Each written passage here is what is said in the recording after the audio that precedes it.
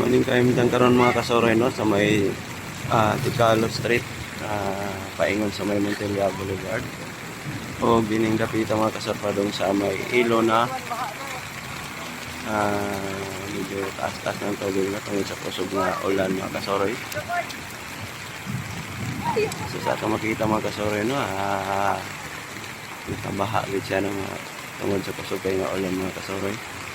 Ang sabi ni sa may J. Flores Avenue area, sa may flower shop, paingon sa may post office mga kasoroy, medyo liba siya gamay.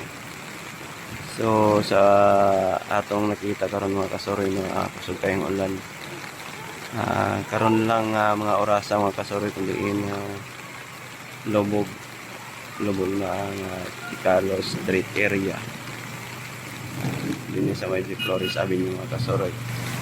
So daghan gid tayo mapriso karon mga kasoroy tungod kay wala nagto no, tanad pa ang sa loob, wa na to pa ng ulan. So ilo nakatawa ni mga kasoroy. So sa dining area na sa may J. Flores, okay ra siya. Hindi niya lang sa may Ticalo ay medyo ubos ni siyang kalsada mga kasoroy, o dining dapita sa may flower shop. So maraming update na to karon dapita sa may downtown area sa may J. Flores Avenue.